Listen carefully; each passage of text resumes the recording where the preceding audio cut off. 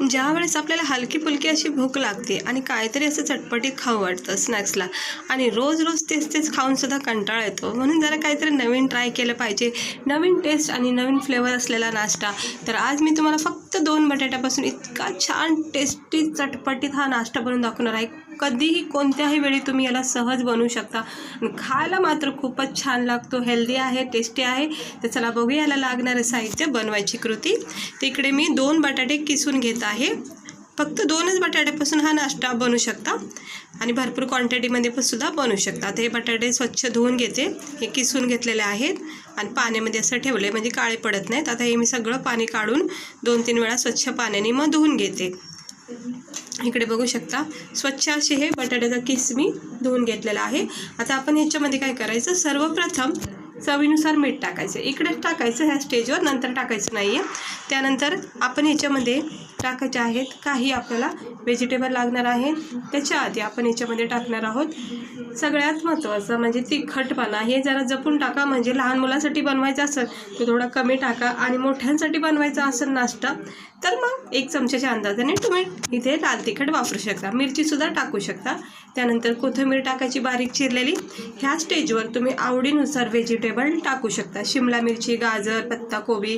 ते इकडे मी गाजर टाकलेलं आहे, किसून टाकलेलं आहे. कट करण्यापेक्षा ना असं किसलेलं गाजरानं खूप छान लागतं, तर मी किसून टाकलेलं आहे. मस्त स्लाईस झाले त्याचे पातळ पातळ.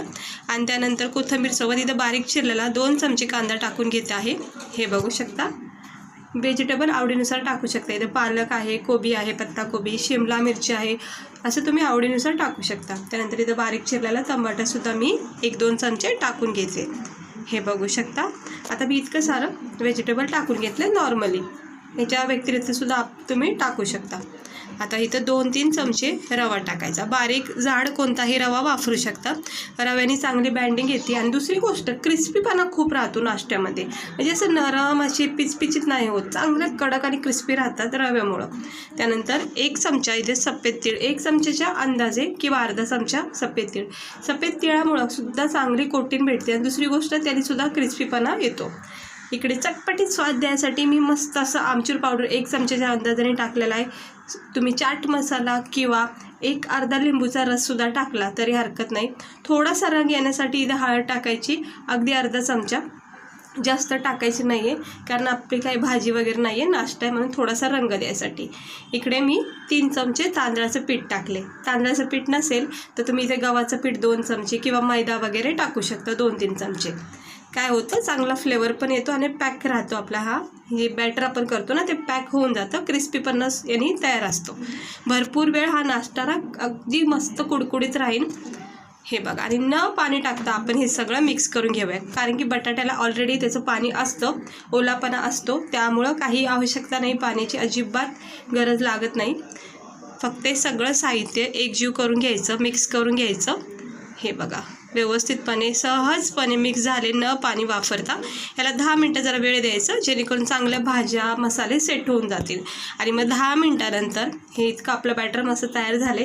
याचे तुम्ही भजीसुद्धा करू शकता किंवा चांगले कटलेटसारखेच याला शेप देऊ शकता, बाउल्स करू शकता. याचे आवडीनुसार तुम्ही याला शेप द्या. आता मी गोलाकार देते वड्यासारखी. मला ही अशी साईज खूप आवडती.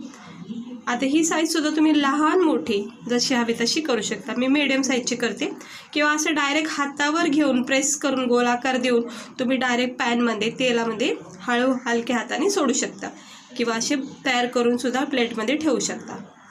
हे बघा, आता मी मस्त हे करून घेते. मी मोठे साईज केले, छोटे छोटेसुद्धा होऊ शकतात भरपूर.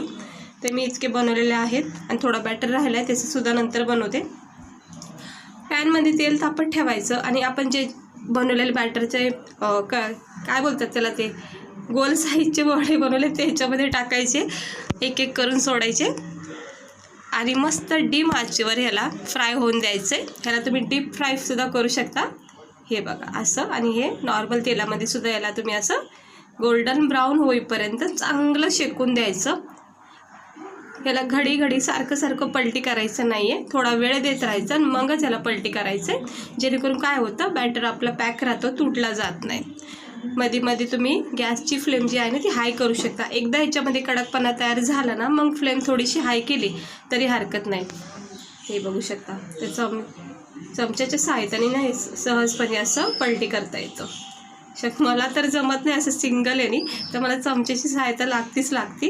हे बघा, ह्याचं एक्स्ट्रा ऑइल काढून घेते आणि नंतर प्लेटवर काढलं तरीसुद्धा एक्स्ट्रा ऑइल निघून जातं. पेपर वगैरेवर ठेवलं ना, बटर पेपर वगैरे, ते एक्स्ट्रा ऑइल हे निघून जातं.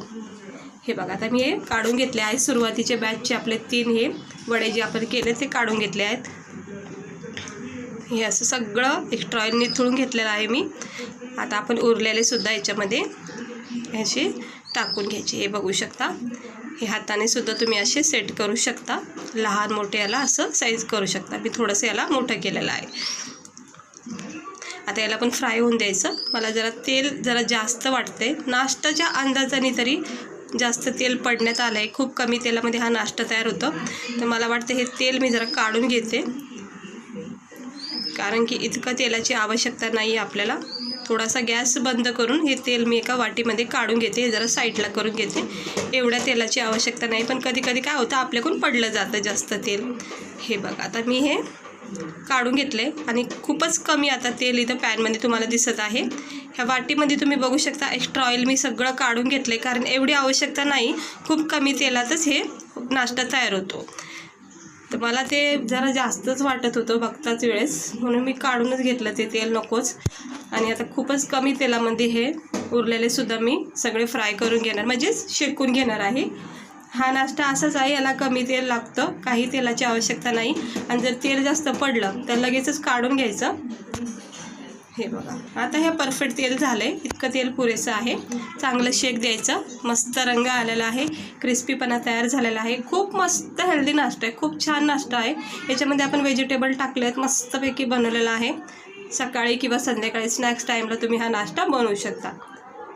हे बघा, आता चांगला याला कडकपणा तयार झालेला आहे आणि रंग बघू शकता तुम्ही किती मस्त तयार झाला आहे. आता मी सगळे काढून घेते. पॅनमध्ये तुम्ही बघू शकता तेल कमी आहे, म्हणजे जितकं तेल नाश्त्याला हवं होतं तितकं तेल पुरेसं झालेलं आहे. आणि नाश्ता आपला चांगला झालेला आहे तयार. हे बघू शकता मस्त. आणि पॅनमध्ये बघा अजिबातच तेल राहिलेलं नाही आहे. तर बरं झालं मी ते तेल काढून घेतलं. आता हे थोडंसं थंड केला आहे नाश्ता आणि तेल सगळं सोकून घेतलेलं आहे. बटर पेपरवर ठेवल्यामुळं सगळं तेल याचं एक्स्ट्रा ऑइल निघून गेलेलं आहे. आणि थोडंसं नॉर्मल याच्यामध्ये जे तेल ऑलरेडी असतं तेच आहे, बाकी काही नाही. ते बघू शकता मस्त सुंदर असा किती भारी सुंदर रंग आलेला आहे. असं वरून तिळाची कोटिंग लागलेली आहे. इतकं भारी वाटते, पाहता क्षणी खावं वाटते. हे असं नाश्ता जर तुम्ही पाहुणे वगैरे आले ना आणि असं बनवून दिलं ना तर जरा काहीतरी वेगळं पण देण्यात येतं आणि म्हणजे मस्त वाटतं असं सर्व करायला. ते बघू शकता मस्त झालेला आहे नाश्ता. नरम सॉफ्ट आतून आणि वरून इतका क्रिस्पी झालेला नाश्ता आहे हा. टमाटर थोडंसं बाहेर निघलं होतं ते काढून टाकले. हे बघा आतून किती छान मस्त मेल्ट झालेला आहे. आणि आपण ह्याला केचपसोबत किंवा चहासोबत किंवा असंच प्लेनसुद्धा तुम्ही याला खाऊ शकता, साधं सिंपल. तर खूप भारी लागतो नाश्ता हा. नक्की ट्राय करा. रोज रोज तेच खाऊन कंटाळासुद्धा येतो आणि हलकी फुलकी आपल्याला भूक तर लागतीच कधी ना दिवसभरातून एकदा तरी. मग त्यावेळेस तुम्ही असं ट्राय करा. आवडला असेल तर लाईक करा आणि नक्की ट्राय करा. नाश्ता खूप आवडीने खातात तुम्ही आणि सगळेजण आवडीने खातील. जर पहिल्यांदा बनवलात ना तर सगळेजण नक्की विचारतील तुम्हाला ह्या नाश्त्याची रेसिपी काय आणि बनवला कसा किंवा कुठून आणला असे तर नक्कीच विचारतील. इतका भारी लागतो हा नाश्ता. तर आता हे बघा केचपसोबत मी याला खाणार आहे. तर सध्या आता मला काही भूक नाही आहे. आवडला असेल तर लाईक करा, चॅनलला सबस्क्राईबर करा. चला भेटते मी तुम्हाला पुढच्या व्हिडिओमध्ये.